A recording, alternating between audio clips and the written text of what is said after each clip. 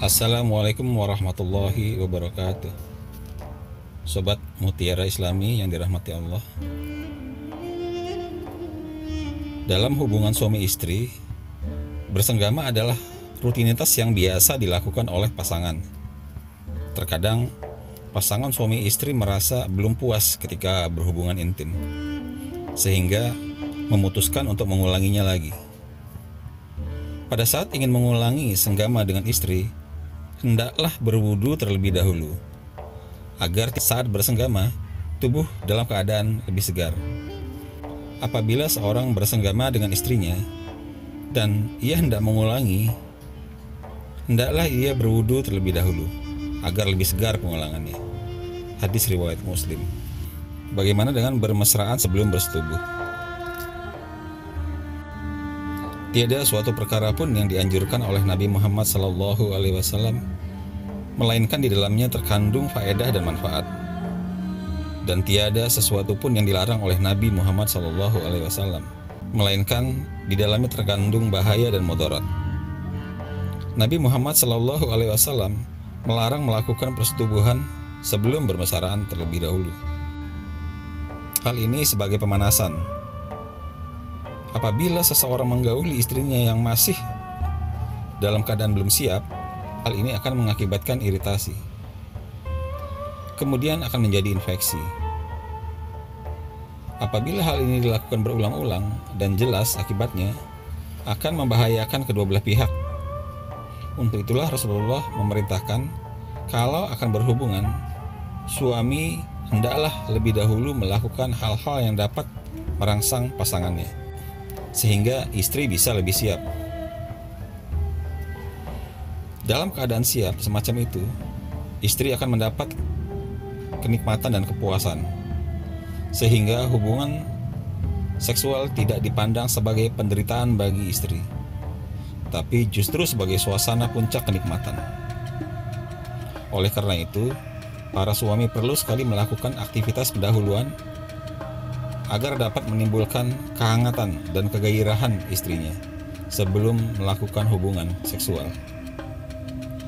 Dengan melakukan upaya semacam itu, diharapkan kehangatan suami istri akhirnya menghantarkan mereka untuk memperoleh kepuasan secara bersama. Bagaimana bersenggama dengan istri yang sedang haid? Diriwayatkan dari Aisyah radhiyallahu anha, Rasulullah SAW memerintahkan salah seorang di antara kami yang sedang haid supaya memakai pakaian sebagai pengalas untuk menggaulinya. Sekalipun sudah sah untuk melakukan hubungan suami istri, umat Islam dilarang melakukannya di saat istri sedang haid, karena akan mengakibatkan penyakit. Tapi apabila ingin melakukannya, dibolehkan dengan catatan harus memakai pengalas atau tidak dimasukkan ke dalam kemaluan istri. Diriwayatkan dari Khalid bin Zaid al-Juhani, beliau pernah bertanya kepada Utsman bin Affan tentang hukum seorang lelaki yang menggauli istrinya tetapi tidak sampai mengeluarkan mani. Sayyidina Utsman menjawab, hendaklah dia berwudu sebagaimana dia berwudu untuk mendirikan salat dan membasuh kemaluannya.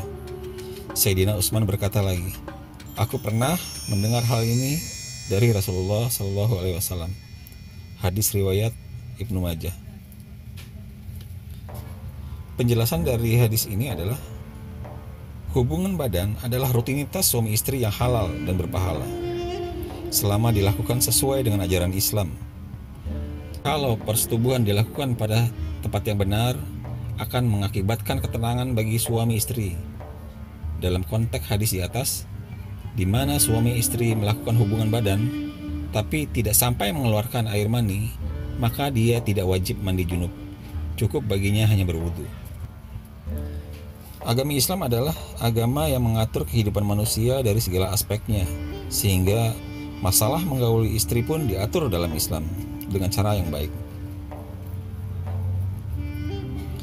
Di antaranya adalah dalam masalah berjima, yaitu bila mana seseorang bersetubuh dengan istrinya, janganlah ia berlaku egois, yaitu hanya untuk mendapatkan kepuasan diri sendiri, tetapi puaskanlah istrinya karena ia pun ingin kepuasan sama dengannya. Bahkan dalam hadis lain disebutkan, Hal ini merupakan sedekah. Rasulullah Shallallahu Alaihi Wasallam telah bersabda, di dalam kemaluan salah seorang di antara kalian terdapat sedekah. Para sahabat bertanya, wahai Rasulullah, apakah salah seorang di antara kami bila menunaikan nafsu syahwatnya mendapat sedekah? Rasul Shallallahu Alaihi Wasallam menjawab, ya benar. Bagaimana pendapatmu apabila hal itu diletakkan pada hal yang diharamkan? Apakah ia mendapat dosa? Mereka menjawab dengan penuh kesadaran, ya memang benar. Hadis ini menganjurkan kepada kita agar menggauli istri dengan cara yang baik. Perihalnya sama dengan apa yang diutarakan oleh hadis lainnya, yaitu Rasulullah Shallallahu Alaihi Wasallam melarang seseorang melakukan persetubuhan sebelum melakukan pemanasan terlebih dahulu dengan pasangannya. Hadis ini termasuk dalam pengertian yang dikandung dalam firman Allah dalam surat An-Nisa ayat 19.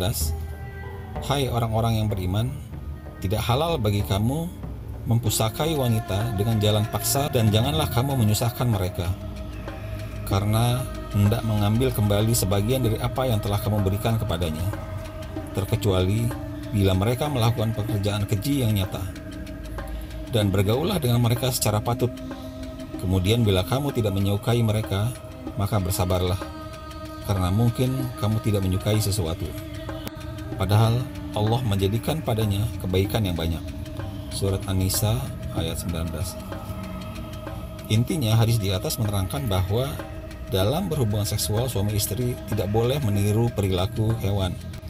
Diriwayatkan dari Abu Sa'id Al-Khudri radhiyallahu an, baginda bersabda, barangkali kami membuat kamu tergesa-gesa. Sahabat itu menjawab, benar wahai Rasulullah.